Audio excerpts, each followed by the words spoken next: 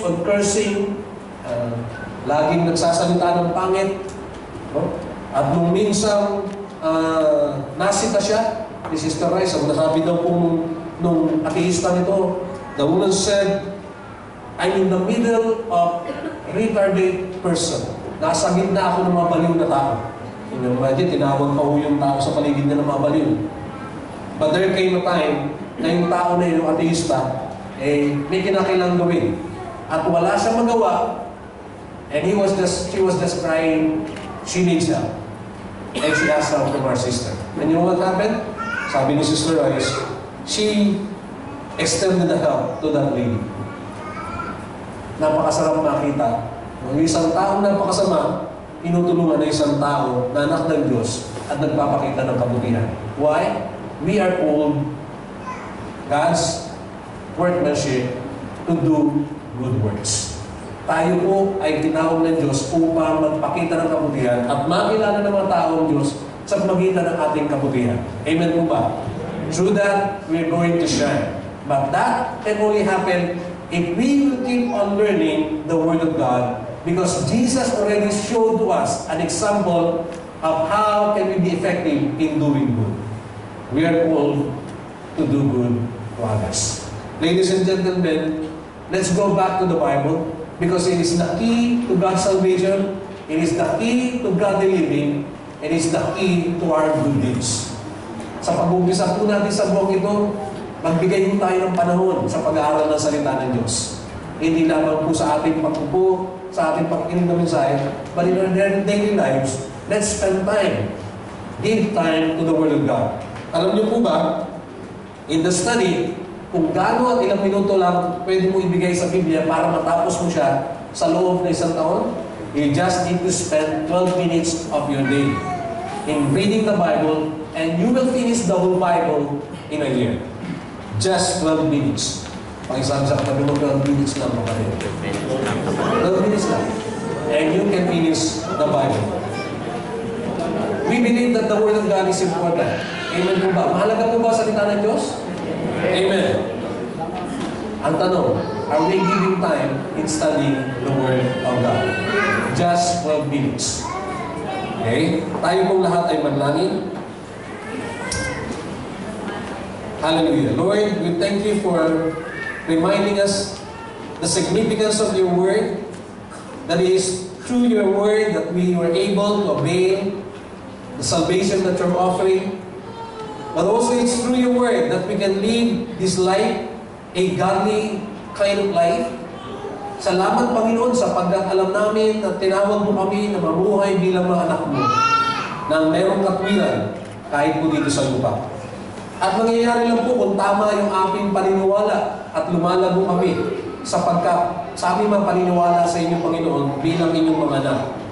Lord, help us to continually grow in our knowledge of your Word with a sound belief, and at the same time, let our lives to realize those things that we have learned and apply the Word sa aming day-to-day na pamumuhay na kasama ka. So that later on, we can also be able, Panginoon, na magbunuan ng mabuti at ipakita sa mundong ito ang totoong pananampalataya na ibinigay mo sa amin sa magitan ng pagpaparanas ng kabutihan sa ibang tao. Salamat po sa salitang ito. Let it continually be nourished in our hearts and realize sa buhay po namin. Again, seal it now and let each one of us, of God, continually spend time in enjoying the study of your Word. These are prayer in Christ's name. Amen. Amen. This time, tayo po ay maghanda. Let's prepare our hearts in partaking the Lord's Supper. Once a month, we are celebrating the Lord's Supper, commemorating what Christ has done on the cross. And everyone who has that relationship with the Lord Jesus Christ, katulad po pinag-aralan natin kanina, kung tinanggap mo na ang Panginoon sa Kristo at may relasyon ka na sa Panginoon, you are much welcome and are being invited on this table. Tayo po ay imbitahan namin makihalubilo, makisama, makabahagi sa gawain ito, sapagkat ito ay para sa atin na meron ng ugnayan sa Panginoon sa Kristo. But let me remind you that we have to prepare our hearts and search ourselves if there's anything that has really offended the Lord Jesus Christ and had hindered us in a meaningful and growing relationship with the Lord, let us surrender them to the Lord right now, because that's one of the reasons why He's offering this to us. So that we can start all over again in our relationship with Him and once more experience the fellowship. Tayo pong lahat ay umubo at magbigay ng panahon sa panalangin. While we are now calling our elders to please come as we prepare for the Lord's Supper.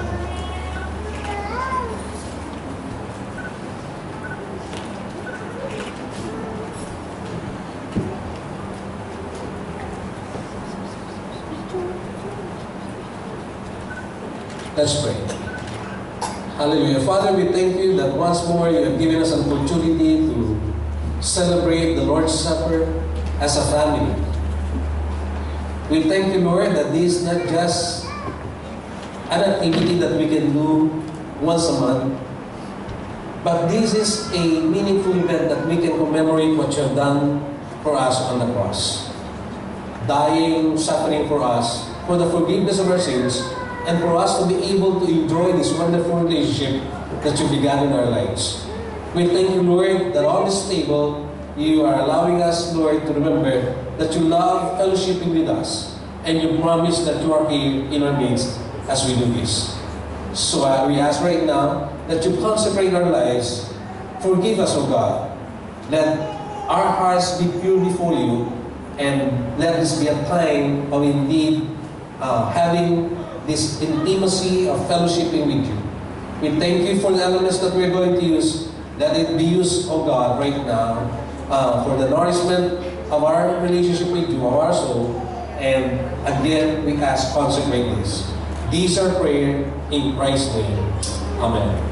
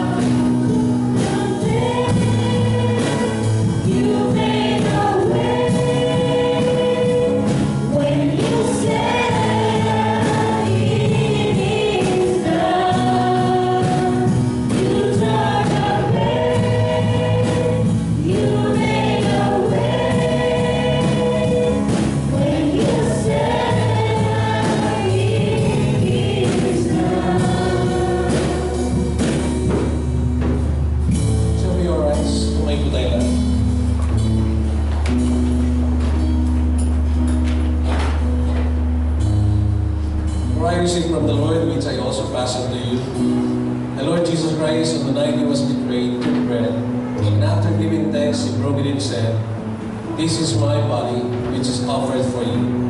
Take it in remembrance of me." Kainin ko na.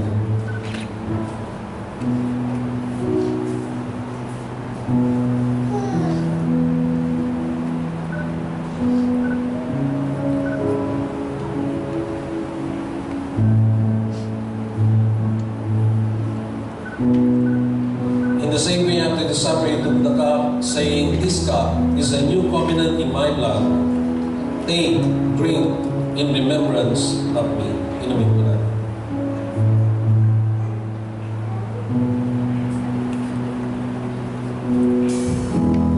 At the cross I bow my knee, where your blood was shed for me. There's no greater love than this. You have overcome the grave. The glory is the highest praise. What can separate me now? You took the grave. You made a way. When you said it is done, you tore the veil. You made a way. When you said it is done, you tore the veil. You made a way. When you said it is done. Father, we thank you that indeed through the cross we have this hope that when the time comes that you will come back, we will be with you in your dwelling place in heaven. We thank you, Lord, that as we continually our journey, our walk in this world, you are with us and you are keeping us safe, sustaining us by your grace. And in times, O Lord, that we fail, your grace is indeed enough, raising us up, giving us new hope, giving us strength to move on and live the life that you've given us. We ask, Lord, that as we entrust you once more our life, giving us a new chance, continue to be with us, continue to guide us. And as we go on with this journey, Lord, let our lives indeed glorify you. We thank you. Seal this now, God. Seal this wonderful fellowship on this table. In Jesus' name we pray. Amen. Amen. Please be seated.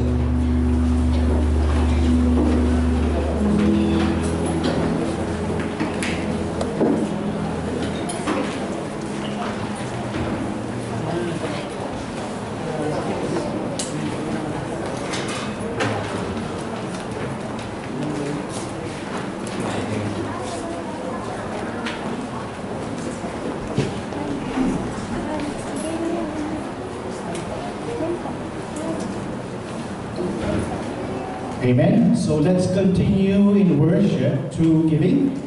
Bigay po natin ating pong tithes and offerings.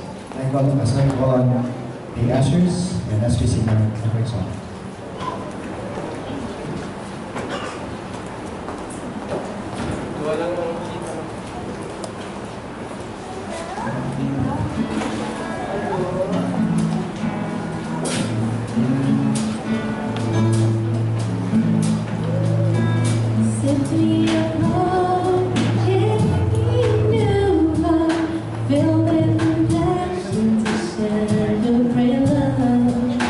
Show me your ways, I wanna know you.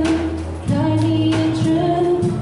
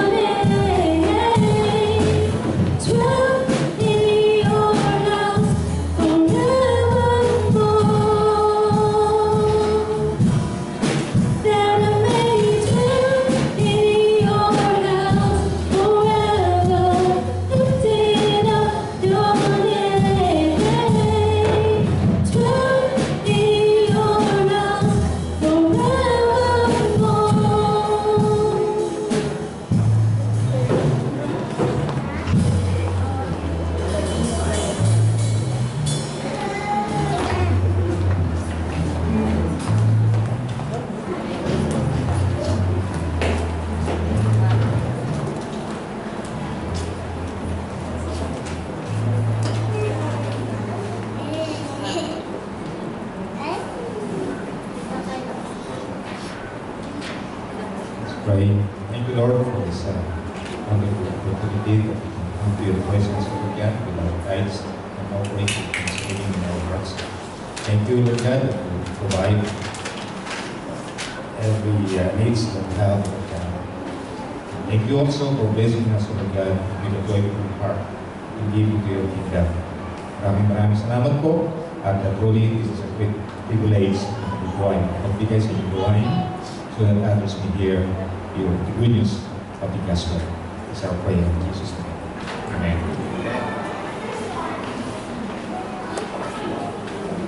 Maraming salamat.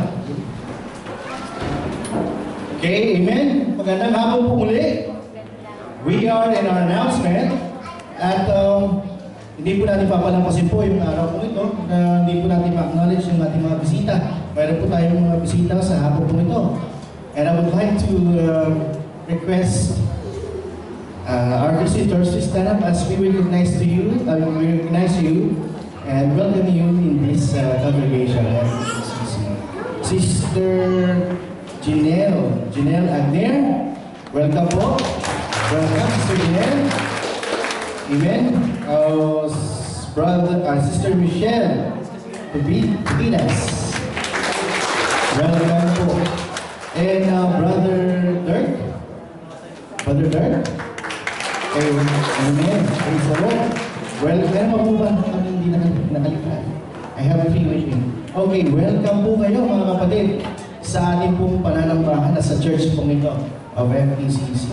Now, si Brad Ray ay kukunin kay mamaya, ay bibigay na pasalubong. Diba? Remembrance from this church. Okay, next week, mga kapatid, if you look onto your announcement or ating pong bulletin, hindi ko po babasahin lahat, but kita-kita po tayo sa gawain po natin next week. At ating pong pastor ay siyang mangunguna ulit para sa atin. At the same time, it will be our Father's Day celebration. So lahat po ng ating pong mga ama, mga butihin pong ama ng church po ng FECC ay magsipagdalo dahil makakalisin po kayo ng mulak na. Diba? Kayo po ay magsipagdalo at we'd like to see you all together on Friday. And I guess our pastor will to pray for you and bless you as well. Okay, and syempre po, the same day will be our Philippine Independence Day celebration on June 13. Kung kayo po ay nananais na magsuot, pin nyo po, magsuot po ng Filipiniano, why not? As we celebrate together ating pong independence on this great occasion, ating pong Friday service. And then, as we look to our bulletin, mabilis po yung panahon. Kasi po, kakapag-annual planning conference lang po natin last year, annual planning conference lang po ulit natin. This coming tentative schedule, July 25, after our worship service. Why? Dahil po, napag-usapan po ng ating mga councils and elders and ating pastor, nagagawin po natin pong brief, concise, at hindi po kayo mabubore sa ating pong planning conference. Instead, may enjoy po at may express niyo po niyo pong rights as a member of this church. So, tentative po yan. Right after ng service po natin, i-research po natin ng youth meeting there para tuloy-tuloy po tayo. Sama-sama po tayo sa ating pong annual planning conference. And as you look sa ating pong bulletin or sa ating pong board, mayroon po tayong Eid al-Fitr celebration. So, mayroon po tayong outing, family outing po ito. So, sama-sama po tayo mga kapatid. So, last time, annual planning conference po natin halos isang araw, ginawa na po natin po yan, family outing. So, magkaroon tayo ng fellowship as a family, as a church. So, yung mga nurses niyan o mga po, yung mga ahead of time, i-request nyo na po yan, July 29. That is, I think, the tentative also, and due to be announced. So, okay. So, maliban pa po sa ating po mga prayer meeting, umattend po kayo, Kailangan po natin ng prayer warriors on this church. And syempre po, growing groups. Okay, mayroon po tayong mga gawain po dyan sa mga lugar po yan na sa Tumulbin. At kung kayo po hindi pa po na-attend o wala pang G-group, umattend po kayo sa inyo pong nais o malapit sa inyo ang gawain po na guided by our brothers, sisters. Amen? So, ayan, happy birthday! Happy birthday po. It's a month of June at mayroon tayong mga birthday celebrant on 4. At tapos naman pero magse-celebrate po siya bukas. Invited po kayo. Nasa Facebook po yun. Yung kanya po invitation. Si Brother Michael Montiron. Umalis. Then invited po kayo tomorrow. Si Brad Mar. Kahapon din. Kagabi. Si Brad Mar. Then, at saka si Sister Aiko na mayroon pong baby Aiko sa kanya pong first birthday. Kita-kita tayo sa bakery.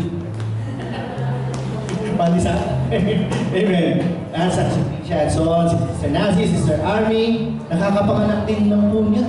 So, praise the Lord. A blessing coming from the Lord. Meron pong baby.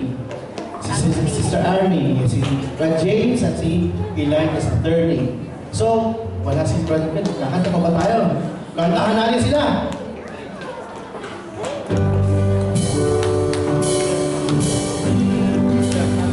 Happy birthday to you.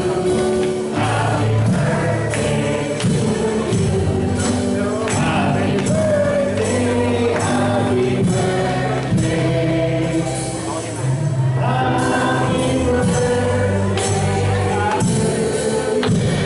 Magkano ba yung ganyan? Alam ko pwede dito eh. Pwede? Yes, nakalimutan mo natin. Yung may bahay mo na si Pastor, si June 15, Sister Grace, birthday! Hindi mo yan, dadagdagan mo natin. I-update po. At saka pong Jesus.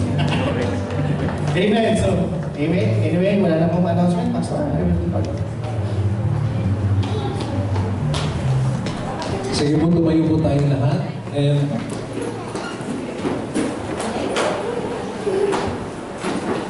okay, this time, bago po tayo magbukas sa panalangin, kapag wala pa po kayong mga G-groups, it's very important na meron po kayong mga sinasamahang grupo.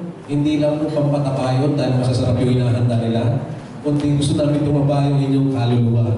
No? So, that's why we are inviting you to join the G-groups that we have. And nakalista po yan sa atin. But today, we're going to pray for some families na para po sa ating focus para sa araw na ito. Una, pag-pray natin, Almorato family, si Kuya June, can you come forward? Si Ate Ana, and then si Melody, si Belen, at si Kuya Joey. Okay, nandito si Kuya Joey ba? Yan, si Kuya Joey.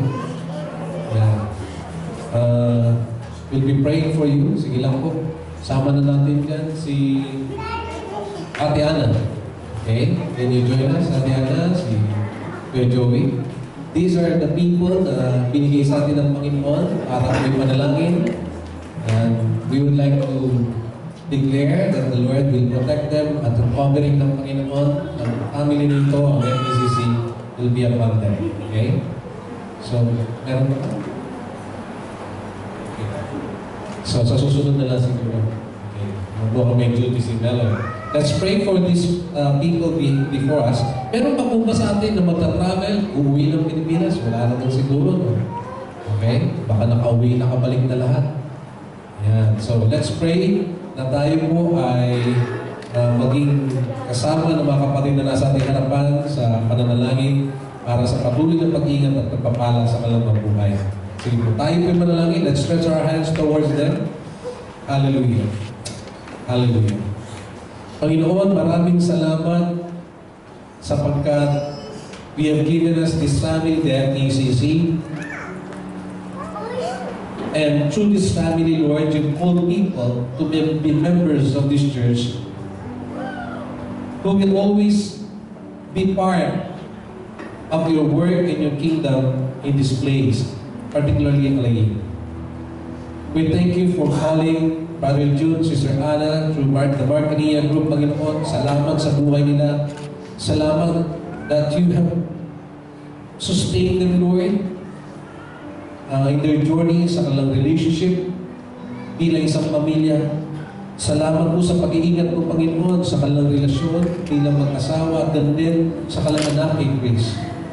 We thank you for the recent accomplished operation with Grace. Salamat po, Lord, for keeping this kid na healthy, maayos, Panginoon, at yung ayusin yung kanyang mga katawan, Panginoon, sa kanyang kalusugan. Maraming salamat po.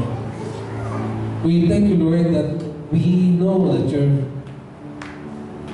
your blessings for this family is always ready, Panginoon, at patuloy mong pinararanas sa kanila, sapagkat ito po yung pangako mo for every couple that will come into this kind of relationship bilang mag-asawa, Panginoon. You promise that your grace will be enough and that your blessing will overflow. And so we're asking right now that they have declared their needs before you. Lord, meet all these things. Once more, let the Jehovah Jireh be realized, Panginoon, sa buhay nila, Panginoon, in the name of the Lord Jesus Christ. Provide for whatever needs that they have para po sa patuloy na sustenance, lalo na po ni Grace at yung needs na meron pa sila. Hinihiling po namin, Panginoon, dumaloy yung pagpapala. Higit sa lahat, ingatan po, Panginoon, ang bawat sa kalas. They continue to work their job. Dalangin po namin, Panginoon, ingatan po si Sister Anna sa daanan, sa kanyang pagdadrive. And also si Brother June, Lord, as he continually do his task, his job, Panginoon. And also being a family man. Hinihiling po namin, Panginoon, ikaw ang manguna sa kanyang bigay ng kalakasan at karunungan. Paano niya ilalapit sa iyo, Panginoon, ang kanyang pamilya patuloy. We thank you for their lives, Lord. Salamat po that we can be a part of their family. Lord, we thank you right now that we can live up to you, Brother Joey. Salamat po sa kanyang buhay, Panginoon, na dinala mo siya dito sa Alain. Hindi po alam namin, Panginoon, that even he recognizes that it's not an accident that you brought him here. You have a plan. And we've seen it, O God, by first and foremost providing a job para sa kanya. A job that we have seen that's really you who orchestrated so that he can receive this. Salamat po, Panginoon, sa buhay ni Brother Joey right now. And we know that you are allowing him to continually grow in you. Salamat sa joy that he has in traveling from Abu Dhabi and coming here so that he can join us in our worship and experience the joy of being in this family and worshiping you. Lord, salamat po. Lord, we thank you also sa buhay ni Sister Anne. Salamat po, Panginoon, kung paano dinala niyo rin po siya sa lugar nito. And through her, you've allowed Brother Joey also to be a part ng gawain mo at nakarin mo sa lugar nito. Salamat po for their lives. Thank you, God, for blessing them, O God, and meeting them personally. But most of all, we thank you that they have come to know you as their personal Lord and Savior through the FCECC family. Salamat po, Panginoon, sa buhay ng mga kapatid na ito. And now, as we stretch our hands towards them, again, we declare, O God, whatever we have agreed here on earth will be agreed there on heaven, as you have promised in your word, that as we come to you with one accord, this will be granted. In the name of the Lord Jesus Christ, let your blessings just flow. Keep them safe, protect them, and secure their relationship. Let them continually grow in their relationship with you. Panginoon, higit sa lahat, maranasan po nila talaga ang kapangyarihan ng Banal na Espiritu na dadaloy sa kanilang mga buhay at gagamitin mo pa silang iniwanag, Panginoon, sa mga taong nangangailangan sa inyo. That they can point people to you, Lord, and this church that indeed they can consider as a family in Alain, in UAE. Salamat po, Panginoon, Lord. We release that blessing to them right now in the name of the Lord Jesus Christ. Father, we thank you that we can also offer to you our concerns. Salamat po, because whenever we come and worship you together as a family, we are strengthened, we are renewed and refreshed. Because you've called us to be here to worship you, Lord, as a family. Right now, as we go out from this place, we're going to carry, O Lord, in our hearts, the joy of really growing in our knowledge in your word, so that indeed we can pursue that relationship that you have given us, and at the same time be used by you effectively in the field that you are exposing us, O God. But right now, we also would like to offer to you, Lord, our concerns, our burdens, for whatever needs that each one of us has right now. In the name of the Lord Jesus Christ, I pray, Panginoon, katakpuin mo po yung pangangailangan ng bawat sa amin na nangangailangan ngayon. Dalangin po namin, Panginoon, na punuan mo po ang lahat na ito. And through our work and jobs, Lord, continue to strengthen us, secure us, our body, our health, na sa ganun we can perform our duties that will also enable us, Lord, to receive what we all receive from this work. Salamat po, Panginoon, that even our children right now who are on vacation, school vacation, they too will be able to enjoy it, O God, with their families, with their loved ones and their parents. We pray that this will be a worthwhile vacation for them together with the family. Salamat po, Panginoon, ingatan mo po ang aming mga pamilya. Patuloy na maghari ang pag-ibig upang ang pagkakaisa, Panginoon, ay maranasan namin patuloy sa loob at labas ng aming tahanan. And send us, O God, with the power of your Holy Spirit that will continue to sustain us for whatever situation na magkakaroon kami. Salamat po, Panginoon. We just bring back all the honor and the praises to you. For this is our prayer in Christ's name. Amen. Amen.